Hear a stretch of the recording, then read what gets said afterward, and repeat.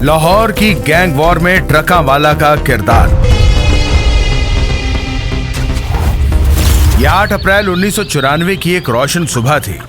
लाहौर शहर मौसम बहार के रंगों और खुशबुओं में नहाया हुआ था। ये रोशन दिन अभी रात के आंचल में छुपा नहीं था कि खुशबुओं की जगह खून की बू ने डेरे डाल दिए। ये खून अमीरुद्दीन उर्फ बिल्ला ट्रका वाले का था, जिसे उसके दरीना साथियों हनीफा और बाबा ने टपका दिया था।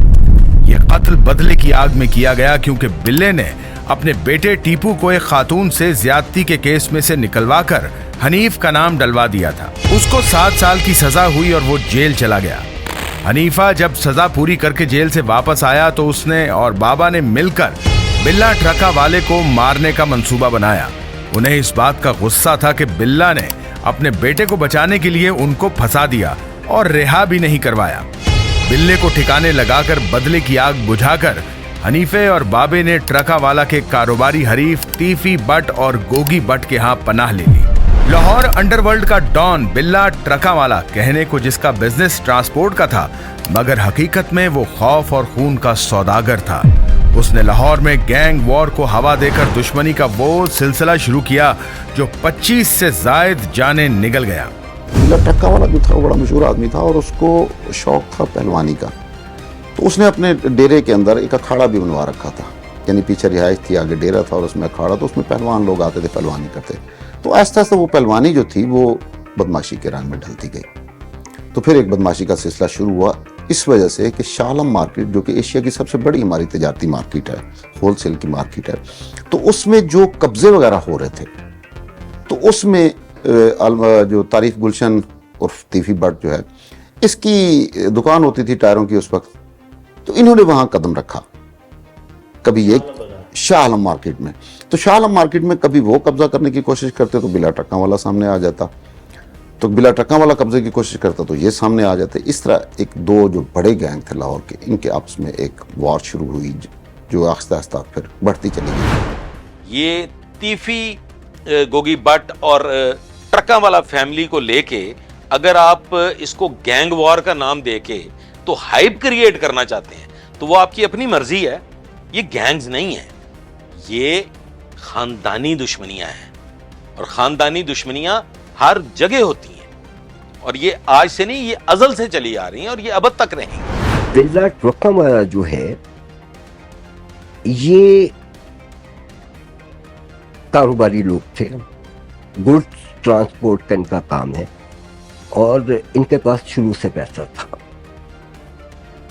एज फार एज तीफी इज कंसर्न, तीफी वगैरह के मुतल्लिक जो था शुरू में कि ये कोई मालदार लोग नहीं थे, लेकिन पैसा इन्होंने कैसे बनाया कि ये मुबैना तौर पर वो लोग जो जिनके पैसे कहीं फंस जाते थे, वो निकलवा नहीं सकते थे, तो गोगी बट उनके पैसे निकलवा के देता था, उसमें कमीशन होता था। ये भी सुना गया कि बहुत से लोगों के पूरे पैसे नहीं उन्होंने वापस किए। तो ये तरीक़ाकार था गोगी का। हनीफा और शफीक बाबा जो उसका बड़ा भाई है, ये सूतर मंडी के रहने वाले। हनीफा जो है ये छोटा भाई है, शफीक बाबा बड़ा है। शफीक बाबा का छोटा भाई जो है वो हनीफा है। हनीफा एक यूं कह लीजिए कि हाइड असैसिन, और ऐसा हाइड असैसिन कि बहुत डेयरिंग किस्म का वो लड़का था। और इसने एक ग्रुप बनाया। इस ग्रुप में मुबीन बट, नाजी बट, मलिक दाऊद और इवन इन लोगों के भोला सन्यारा से भी ताल्लुकात तो है। बिल्ला ट्रका वाला के कत्ल के बाद उसकी गद्दी संभालने वाला आरिफ उर्फ टीपू ट्रका वाला शाह आलम में खौफ की अलामत बन गया। टीपू के खौफ की वजह से लोग ट्रका वाला अड्डे का रुख करने से भी कतराते थे। शेरों का शौकीन टीपू ट्रका वाला शेर की तरह दुश्मनों पर धावा बोलता था। उसने पहले शादरा में इंस्पेक्टर नवीद से पुलिस मुकाबला कराकर भोला सुनियारा और फिर नाजी बट और हुमायूं गुज्जर को मौत की नींद सुलाया। टीपू ने ना तो तीफी बट के करीबी दोस्त दाऊद नासिर को बख्शा और ना ही सना गुज्जर को। एक एक करके सबको मौत की नींद सुला दिया। ये بہت پرانی کہانی ہے اور میں سمجھتا ہوں کہ لاہور کی تاریخ کے ساتھ یہ کہانی چلی آ رہی ہے.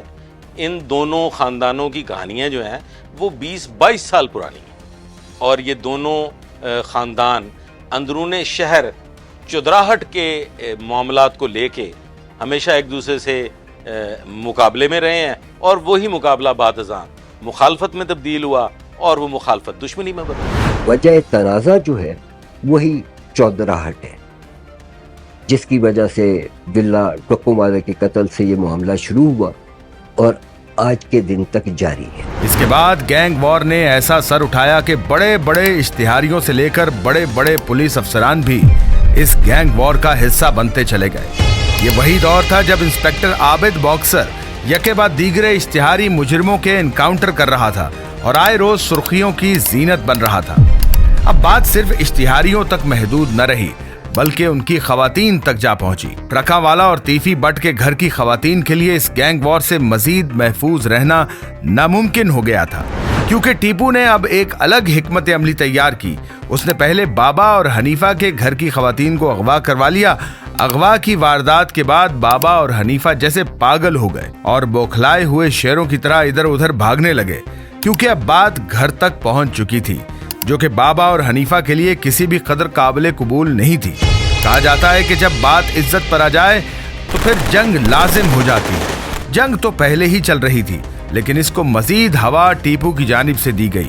بلا ٹرکا والا سے بدلہ لینے کے بعد اب بابا اور حنیفہ نے ٹیپو کو بھی ٹھکانے لگانے کی ٹھان لی اور 2003 میں لاہور کچہری کے باہر ٹیپو ٹرکا والا پر مبین بٹ کے ذریعے قاتلانہ حملہ کروایا گیا.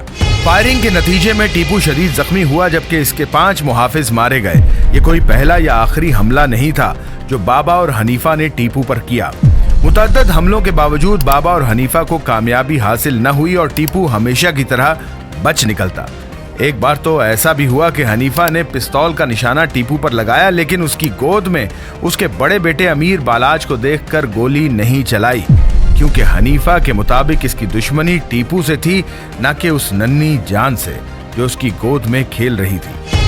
ویسے تو جو گن مین وغیرہ ہیں ایوان عدل فائرنگ ہوئی ٹیپو کے اوپر اس میں جہاں تک مجھے یاد پڑتا ہے 5 افراد قتل ہوئے تھے. ٹیپو بہت شدید زخمی ہوا تھا.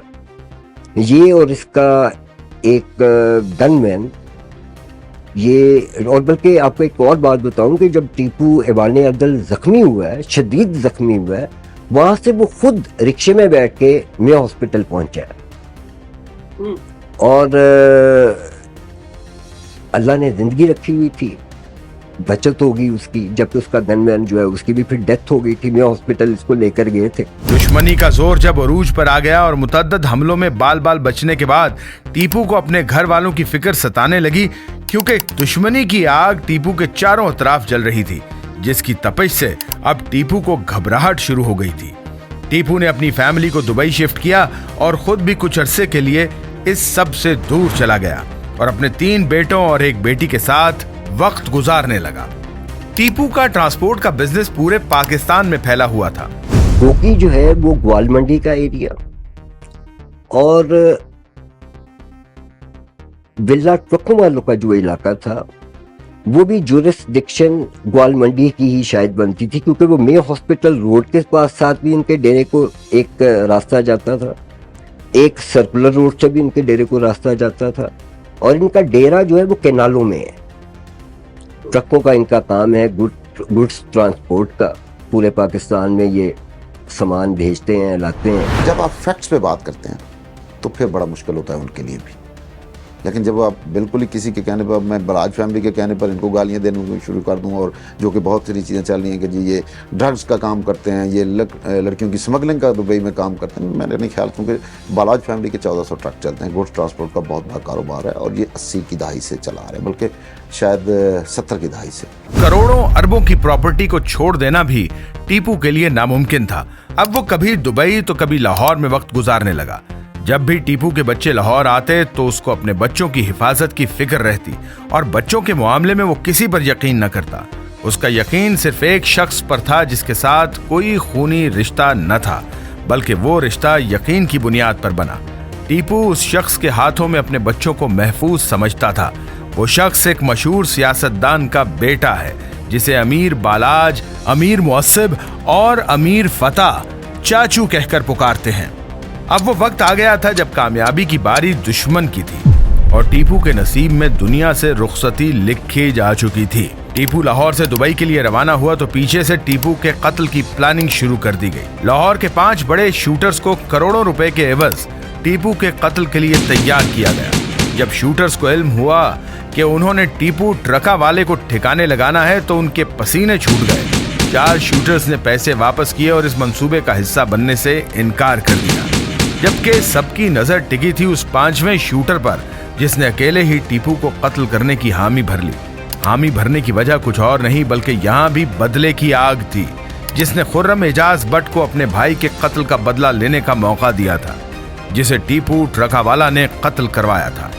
अब वो लम्हात करीब थे जब टीपू ट्रकावाला की कब्र उसे चीख चीख कर पुकार रही थी। टीपू की मुखबरी के लिए ऐसा प्लान तैयार किया गया जो फेल न हो सका और तीर निशाने पर लगा। टीपू की मुखबरी किसी और ने नहीं की बल्कि एक रक्कासा ने की, जिसे प्लानिंग के तहत दुबई भेजा गया। वहां से वो मुखबरी करती रही यहाँ तक कि वो रक्कासा उस फ्लाइट में भी मौजूद थी जिस फ्लाइट से टीपू ट्रकावाला दुबई से लाहौर आ रहा था। उस रक्कासा ने पल पल की मुखबरी की और जैसे ही जहाज लैंड किया टीपू ट्रकावाला पार्किंग की तरफ बढ़ा। अभी गाड़ी से चंद कदम दूर ही था कि खुर्रम नामी शूटर ने गोलियों की बरसात कर दी। 13 गोलियां लगने के बायस टीपू शदीद जख्मी हो गया। उसे खून में लथपथ अस्पताल पहुंचाया गया, जहां 48 घंटे जिंदगी और मौत की जंग लड़ते लड़ते आखिर बाजी हार गया। उस रोज दुबई से जहाज नहीं बल्कि टीपू की मौत उसे हवा में उड़ा ले आई थी और जमीन पर उतरते साथ ही वो जमीन बोस हो गया। बुनियादी तौर पर इनका बिजनेस जो था वो गुड्स ट्रांसपोर्ट का था, लेकिन पहलवानी जो थी वो बदमाशी के रंग में ढल चुकी थी। लेकिन टीपू ने ये सोचा कि हमारे अपने लोग भी हमारे मुखालिफ हो गए हैं, क्योंकि उसमें ये भी कहा जाता है मुख्तलिफ ज़राए से जो हमें मालूम हुआ या पुलिस वालों से कि जो बिल्ला ट्रका वाले को कत्ल कराया गया था और उसी के 2 मुलाजमीन से जिनको अपने बच्चों की तरह समझता था, जिनको उसने गिरफ्तार भी कराया था, वो ख्वाजा तारीफ गुलशन और तीफी भट्ट जो है उसके साथ मिल चुके थे। हनीफ बाबा और जी हनीफा बाबा और ये सारे जी पहले बिल्ला ट्रका वाले के साथ थे, ये बाद में चले गए तीफी के। बाबा और अवैस था या भोला सुनियारा था, इनमें नाम एग्जैक्ट शायद याद ना हो।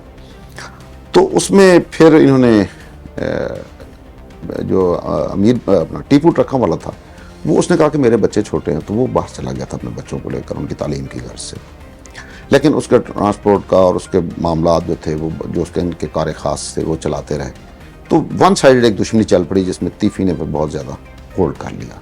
लाहौर के मुख्तलिफ इलाकों में उसका होल्ड, उसका नाम बजने लगा। उसके साथ गोगी भट्ट शामिल हो गया, दूसरे तीसरे लोग फिर शामिल होते गए, तो उसका गैंग जो था वो बड़ा हो गया तीफी भट्ट का। अब उस मुकदमे में नामजद था तीफी भट्ट जिसमें बिल्ला ट्रका वाला कत्ल हुआ था।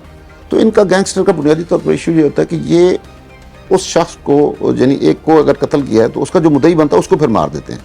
तो यही इन गैंगस्टर का तरीकाकार था। तो इन्होंने जब वो रैकी की हुई थी कि टीपू जब बाहर से आया 2010 में तो एयरपोर्ट पे उसको मार दिया।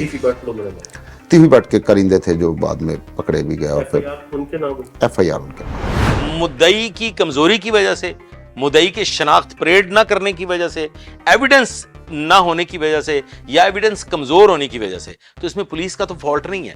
पुलिस का तो काम है क्रिमिनल को गिरफ्तार करना, उसके अगेंस्ट एक प्रॉपर केस तैयार करना, सबमिट टू कोर्ट करना।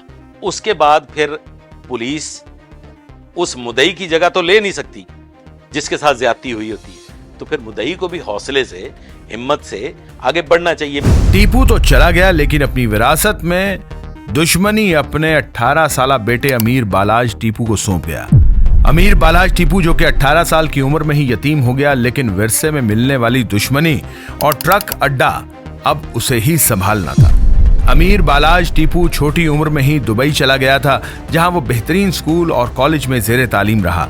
एक पढ़ा लिखा नौजवान जो इस दुश्मनी से दूर रखा गया, अब उसे उसी आग में उतरना था जिसकी तपिश से टीपू ट्रका वाला ने अपने बच्चों को बचा कर रखा था। अमीर बालाज टीपू ने दुश्मनी की ये आग बुझाने की कोशिश शुरू कर दी, क्योंकि वो नहीं चाहता था कि उसके बहन भाई भी उस आग में जलें। टीपू ट्रकावाला के बाद दुश्मनों की बंदूकें भी संदूकों में चली गईं, लेकिन दुश्मनी खत्म न हुई। कहा यह जाता है, जो पुलिस सोर्सेज से हमें मालूम हुआ है कि अमीर बालाज जो था वो भी सुलह करने की कोशिश में था कि ये लड़ाई अब खत्म होनी चाहिए तीफी बाट एंड कंपनी के साथ, लेकिन वो दूसरी तरफ से कोई उनको मतलब मुस्बत रास्ता नहीं मिल रहा था। वो कह रहे थे कि पहले अपने बाप का केस वापस ले। उसने कहा जब बैठेंगे तो केस वापस लूंगा, इससे पहले नहीं लूंगा। सुलह की तरफ ये लोग, ये गैंगस्टर्स इसलिए भी नहीं जाते कि सुलह के बाद भी कत्ल हो जाते हैं। खानदानी दुश्मनी को अगर आप गैंग वॉर का नाम देते हैं तो मैं नहीं समझता कि ये जस्टिफाइड है। गैंग वॉर नहीं है, ये खानदानी दुश्मनियां हैं, और लाहौर की जो तारीख है वो खानदानी दुश्मनियों से भरी पड़ी है। उसको अगर आप गैंग वॉर का नाम दे देंगे तो ये ज्यादती होगी। गैंग वॉर एक डिफरेंट चीज है। गैंग वॉर क्राइम पे फाइट करते हैं, उनके क्रिमिनल मामलात एट स्टेक होते हैं। ये तो खानदानी दुश्मनी है। अमीर बालाज हमेशा दुश्मनी खत्म करने की बात करता था और वो बहुत हद तक दुश्मनियां खत्म करने में कामयाब भी हो गया था, लेकिन उसके अपने अल्फाज थे कि मेरा बाप दुश्मनी का जो ढोल मेरे गले डाल गया है वो मुझे न चाहते हुए भी बजाना पड़ेगा। केस की पैरवी टीपू का बेटा अमीर बालाज कर रहा था। तो ये तकरीबन 2013-14 की बात है कि वो केस की पैरवी के लिए जा रहा था अपने गनमैनों के साथ। तो सेशन कोर्ट्स के बाहर तीफी के लोगों ने फायरिंग की और उसमें अमीर बालाज तो बच गया, लेकिन उसके 5 गनमैन मारे गए। एक वक्त ये भी आया कि बालाज ने कहा कि मेरी किसी से कोई दुश्मनी नहीं है, लेकिन दूसरी तरफ तीफी बट और गोगी बट को ये खतरा था कि अब अमीर बालाज सियाना हो चुका है, कहीं खामोशी की आड़ में हमें ही मौत के घाट न उतार दे। 2016 में जमीन के मामले पर बालाज ने बगावत का ऐलान किया तो उसे ये पैगाम पहुंचाया गया कि उसको भी उसके बाप की तरह रास्ते से हटा दिया जाएगा। वक्त गुजरता गया और बालाज के बार बार कहने के बावजूद कि वो लड़ाई और दुश्मनी नहीं चाहता, तीफी गैंग ने उसका यकीन न किया। उससे पहले कि इनका खौफ यकीन में बदल जाता कि अमीर बालाज उनसे अपने बाप के कत्ल का बदला लेना चाहता है, तीफी गैंग ने अमीर बालाज के कत्ल का प्लान बनाया। 19 फरवरी 2024 को डीएसपी अकबर के घर में शादियाने बज रहे हैं। मेहमानों की आमद जारी है। ऐसे में रास्ते में सिक्योरिटी की डबल लेयर से गुजरने के बाद अमीर बालाज अपने दोस्तों और मुहाफिजों के झुरमट में सफेद लिबास ज़ेबे तन किए शादी हॉल में दाखिल होता है। इस तकरीब में किसी को असलहा लाने की इजाजत नहीं थी, लेकिन बालाज के इर्द गिर्द मुसल्लह मुहाफिजों की बड़ी तादाद मौजूद थी। शादी की इस तकरीब में एक फोटोग्राफर जो बार बार अमीर बालाज के पास आने की कोशिश करता और हर बार अमीर बालाज के मुसल्लह गार्ड्स उसको पीछे धकेल देते। जब फोटोग्राफर नाकाम हो जाता तो शादी में शरीक लोगों की तस्वीर उतारने लगता, लेकिन इसका मुसलसल ध्यान बालाज की तरफ था। मेहमानों की आमद जारी थी और बालाज अपने दोस्तों में मगन खुशकप्पियों में मसरूफ था। ऐसे में फोटोग्राफर अमीर बालाज के करीब आता है और तस्वीर उतारने के बहाने से अमीर बालाज के जिस्म में गोलियां उतार देता है। इतनी देर में अमीर बालाज के गार्ड्स कातिल को गोलियों से भून डालते हैं और हवा के घोड़े पर सवार करके अमीर बालाज को अस्पताल ले जाते हैं। अमीर बालाज टीपू जख्मों की ताब न लाते हुए दम तोड़ देता है और यूं ट्रकावाला खानदान का एक और चिराग बुझ जाता है। बिल्ला ट्रकोवाला का बेटा टीपू वो आके बैठ गया बाप की सीट पे, और फिर उसके साथ गोगी की दुश्मनी चली और उस दुश्मनी में टीपू लाहौर एयरपोर्ट पे जख्मी हुआ और कत्ल हो गया। उसके बाद उसका बेटा अमीर बल्लाज ये आया, और ये पिछले दिनों अमीर बल्लाज एक साबका पुलिस ऑफिसर के बेटे की ब्याह में शिरकत के लिए गया हुआ था और वो भी कत्ल हो गया। क्रिमिनल क्राइम करता है, उसको कानून की परवाह नहीं होती, वो लाकानूनियत के साथ खेलता है और इस खिलवाड़ में पुलिस की और उसकी आंख में चोली चलती रहती है। ताकतवर नहीं हो सकता। कानून कभी कमजोर हुआ है? Never, not at all. ये एक बड़ी आपको अहम बात बताऊं कि ये बिल्ला ट्रकोवाला भी टीपू भी, ये दोनों बाप बेटे बहुत से ऐसे खानदानों की कफालत करते थे जो मतलब अपने रोज़मर्रा के जो उनकी ज़रूरियात थी वो पूरी नहीं कर पाते थे। اور یہ سلسلہ شاید امیر بلاج جب تھا اس وقت تک جاری تھا، اور یہ میرے خیال میں جاری رہے گا. انہوں نے وہ شروع سے پیسے دیتے آ رہے تھے بہت سے لوگوں کو، بہت سے خاندانوں کو، تعلیم کے لیے، صحت کے لیے، اور یہ تو سلسلہ میرے خیال میں ابھی تک چل رہا ہے. اس چراغ کو بجھانے میں تیفی بٹ نے امیر بالاج کے قریبی دوست احسن شاہ کا سہارا لیا. احسن شاہ امیر بالاج کا 8 سال پرانا دوست تھا. ان دونوں کی دوستی سماجی رابطے کی ویب سائٹ کے ذریعے ہوئی تھی. احسن شاہ کو امیر اور بڑے لوگوں میں اٹھنے بیٹھنے کا شوق تھا، اسی لیے اس نے امیر بالاج سے دوستی کی. لاہور راوی روڈ کے رہائشی احسن شاہ نے پیسوں کی لالچ میں آ کر اپنی دوستی کا سودا کیا اور امیر بالاج کے قتل کے لیے 4 کروڑ میں ڈیل ڈن کی اور 50 لاکھ روپے ایڈوانس کے عوض 1 مہینے تک بالاج کی مخبری کرتا رہا. بالاج کے قتل کے وقت احسن شاہ مدینہ منورہ جیسی پاک سرزمین پر موجود تھا، جہاں سے اس نے گھناؤنے جرم کو پایہ تکمیل تک پہنچانے میں اپنا کردار ادا کیا.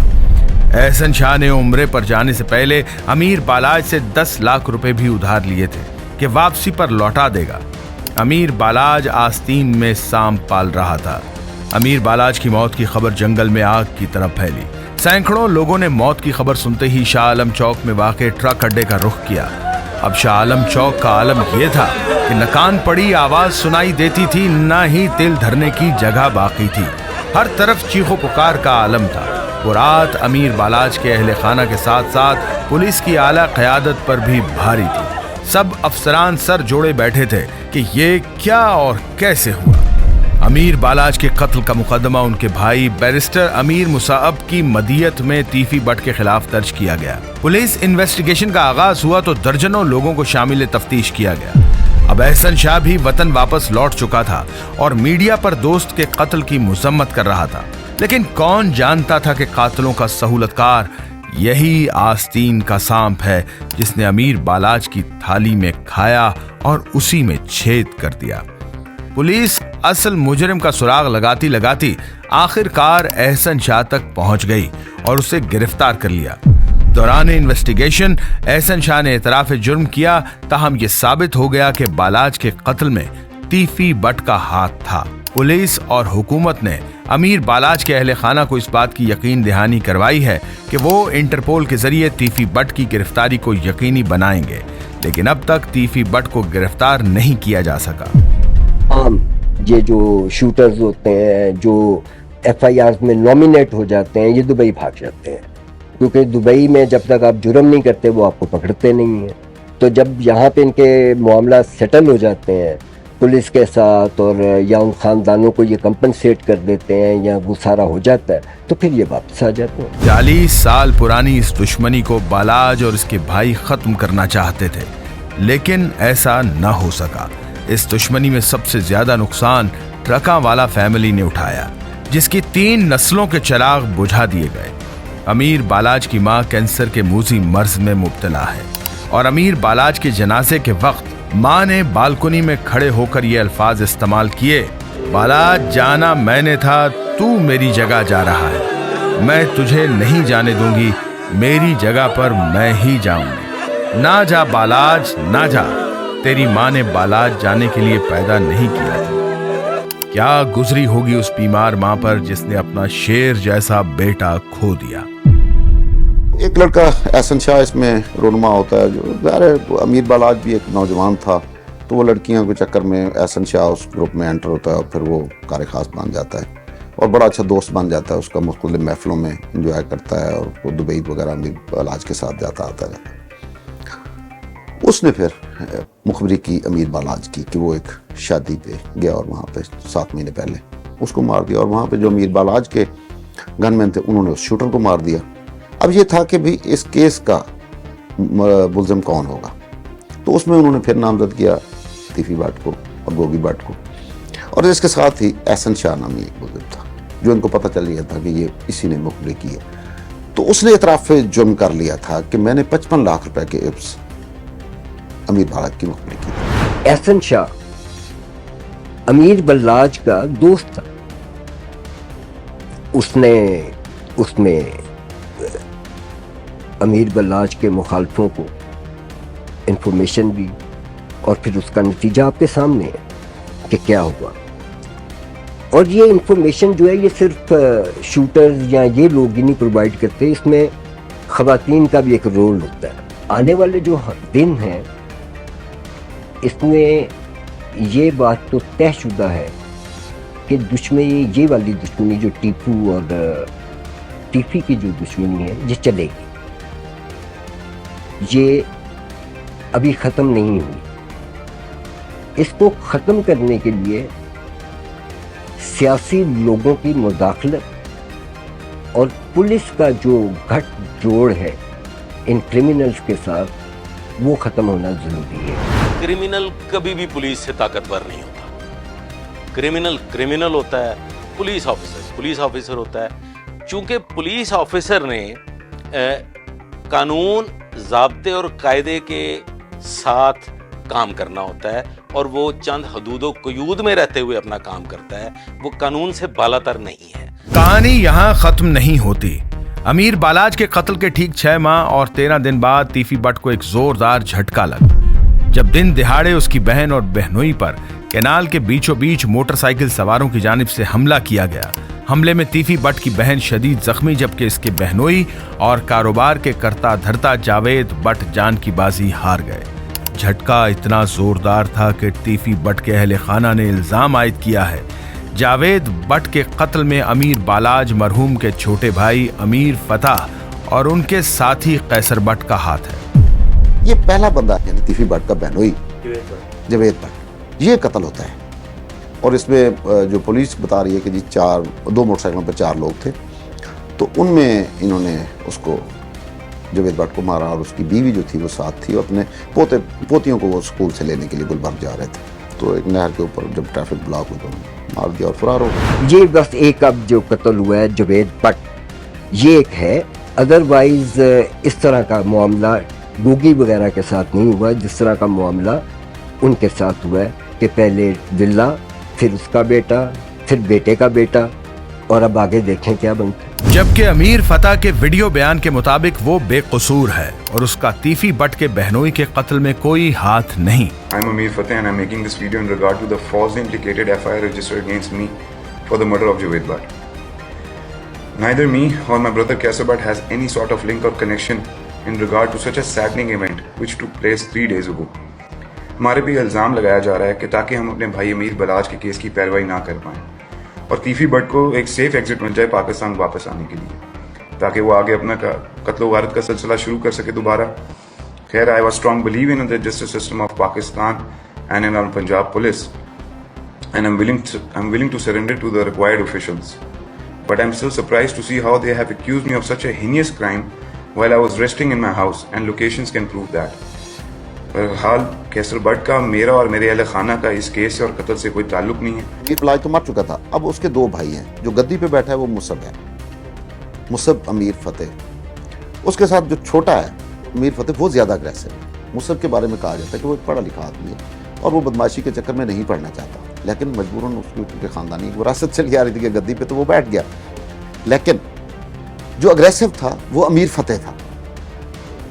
امیر فتح کو ان کے ساتھ جو ٹیپو ٹرکاں والا کے ساتھ اس کا رائٹ ہینڈ ہوتا تھا قیصر بٹ، اس کو قیصر بٹ لکھو ڈیریا بھی کہتے ہیں، وہ اس کا رائٹ ہینڈ بن گیا تھا ٹیپو ٹرکاں والا. وہ پھر ان کے بیٹوں کے ساتھ چلتا رہا اور تمام کیونکہ یہ بچے جو تھے چھوٹی عمر میں تھے تو وہ پھر ان سارے معاملات کو چلاتا رہا. اب جو کمپنی کر رہا تھا امیر فتح کے ساتھ وہ قیصر بٹ لکھو ڈیریا تھا. تو FIR انہوں نے بہت لیٹ کی. رات کو 1:30 بجے جا کے، یعنی دوپہر 1:30 پونے 2 بجے کے درمیان جاوید بٹ قتل ہوتا ہے. FIR ہوتی ہے رات کو 1:30 بجے. پولیس سے ہماری بار بار بات چیت چلتی رہی تو انہوں نے کہا جی کہ ابھی اپلیکیشن آئے گی پھر ظاہر ہے FIR دیں گے. اب FIR میری نظر میں تو بالکل ہی غلط ہے کیونکہ اس میں جاوید بٹ اور تیفی بٹ کی بہن جو کہ جاوید بٹ کی اہلیہ تھی وہ بھی ساتھ تھی. وہ زخمی ہوئی ہے اس میں اور اس کی حالت خطرے سے باہر، وہ اپنا بیان بھی دے سکتی ہے. اس کو انہوں نے گواہ بنایا کہ جی FIR میں جو 2 نامزد ملزمان تھے ان میں امیر فتح اور قیصر بٹ ان کو رکھا گیا. بھائی جدید دور ہے. اب خاتون تو گواہی دیتی ہے جس دن وہ شوٹر پکڑے جاتے ہیں یا امیر فتح اور قیصر بٹ جو ہے وہ پکڑا جاتا ہے. وہ خاتون گواہی دیتی ہے کہ مارنے والے یہ 2 تھے، لیکن CCTV فوٹیج میں وہ کوئی اور چہرے نظر آتے ہیں تو FIR کہاں جائے گی؟ कहाँ स्टैंड करें। पुलिस तफ्तीश में बहुत जल्द असल कातिल को बेनकाब करेगी। जावेद बट का कत्ल कोई आम वाकया नहीं बल्कि 3 दहाइयों पहले शाह आलम मार्केट के ताजरों की सियासत से शुरू होने वाली गैंग वॉर का 25वां कत्ल है। लाहौर पुलिस ने टीफी बट के बहनोई जावेद बट को फायरिंग करके कत्ल करने वाले शूटर अजहर और इलियास को खैबर पख्तूनख्वा से गिरफ्तार किया, जिन्होंने बयान दिया कि ये हमला टीपू ट्रकावाला के बेटे अमीर मुअस्सब के कहने पर किया गया था। इस हवाले से डीआईजी इमरान किश्वर का कहना है कि मुल्जिमान ने बताया 5 लाख नकद और 2 घरों के एवज कत्ल का सौदा हुआ। उन्होंने कहा कि शूटर अजहर और इलियास अमीर मुअस्सब से राबते में थे। शूटर्स की मुलाकात आरिफ ने करवाई। डीआईजी इमरान किश्वर का कहना है कि पत्तोकी का रिहायशी आरिफ गिरफ्तार नहीं हो सका, वो अमीर मुअस्सब का साबिका मुलाजिम है। शूटर्स को सेफ सिटी कैमरों की मदद से गिरफ्तार किया गया। इमरान किश्वर ने कहा कि अमीर मुअस्सब जावेद बट के कत्ल से 6 रोज कबल बैरून मुल्क चला गया था। दोनों शूटर्स कत्ल से पहले और बाद में अमीर मुअस्सब से राबते में रहे। कत्लों का ये सिलसिला जावेद बट को ठिकाने लगाने पर रुका नहीं, बल्कि 23 अगस्त 2024 को इस गैंग वॉर का एक और किरदार ठोक दिया गया। जी हां, अमीर बालाज टीपू के कत्ल केस का मरकजी मुल्जिम एहसन शाह मुबैना पुलिस मुकाबले में मारा गया। जुडिशल रिमांड पर कोट लखपत जेल में कैद एहसन शाह को शकील बट अपने साथ जेल से organised crime unit Iqbal Town ले गया, जहां डीएसपी जहांगीर बट पहले से ही इसके मुंतजिर थे। पुलिस के मुताबिक वो शादबाग में दर्ज एक पुराने मुकदमे में एहसन शाह को माले मुकदमा की रिकवरी के लिए लेकर जा रहे थे कि अली रजा ने अपने भाई एहसन शाह को पुलिस की हिरासत से छुड़ाने के लिए पुलिस पार्टी पर फायरिंग कर दी। हैरत अंगेज तौर पर इस हमले में पुलिस वाले बच गए, लेकिन अली रजा का फायर लगने से एहसन शाह शदीद जख्मी हो गया, जिसे मजरूब हालत में अस्पताल पहुंचाने की कोशिश की गई, ताहम वो रास्ते में ही दम तोड़ गया। ये बात यहाँ बहुत तवज्जो तलब है कि एहसन शाह क्या अपने ही भाई की गोली का शिकार हुआ या पुलिस ने उसे हलाक किया।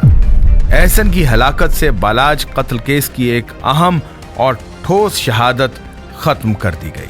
क्या ये सबूत मिटाने के लिए गोगी और तीफी बट की कार्रवाई थी या ट्रकावाला खानदान ने अमीर बालाज की मुखबरी करने की पादाश में एहसन शाह को सबक सिखाया?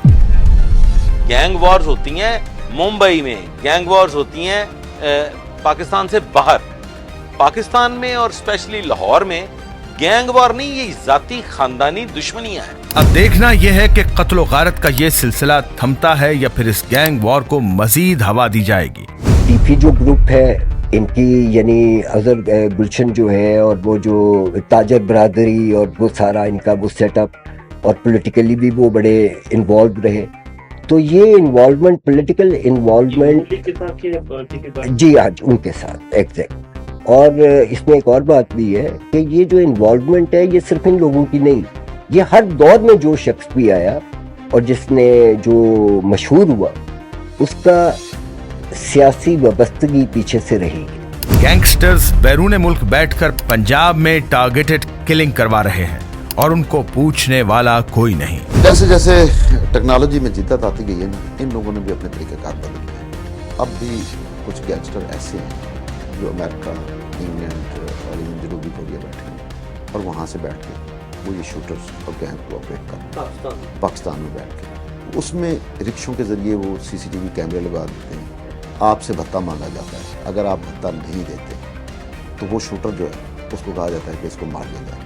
अब शूटर्स का ये है कि वो क्रिमिनल माइंडेड लोग जो इन ग्रुपों के साथ अटैच होते हैं वो 4-5 लाख के लिए, 10 लाख के लिए बंदा मार देते हैं, तो उनके ज़रिए ये फिर अपना काम कराते हैं और जब उनकी गिरफ्तारी वगैरह हो जाती है तो उसमें ये लोग पैसा लगाते हैं। चालान सही मुरतब न करना पुलिस का, सही तफ्तीश न करना, ये तमाम वो चीज़ें हैं जो अल्टीमेटली कातिल को या उसके पुष्ट पनाही करने वाले को एक कबर फराहम। पुलिस की आंख मिचौली गैंगस्टर्स के साथ जारी रहती है और ये आज से नहीं, ये हमेशा से है।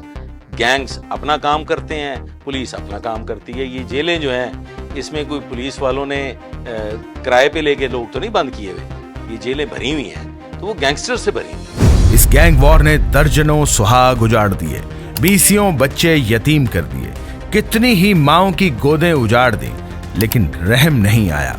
तो इन गैंगस्टर्स को, जिनके अपने प्यारे भी उनके सामने गोलियों से भून दिए गए, 25 अफराद खा जाने वाली लाहौर की ये गैंग वॉर और कितनी जानें निगलेगी, ये आने वाला वक्त ही बताएगा। लेकिन कहते हैं कि जहां गुर्बत ज्यादा और तालीम कम होती है, जहां ताकतवर कानून से बालातर होता है और जहां कानून नाफिज करने वाले कानून तोड़ने वालों की पुष्टपनाही करते हैं, वहां इस तरह के जराइम को रोकना नामुमकिन होता है।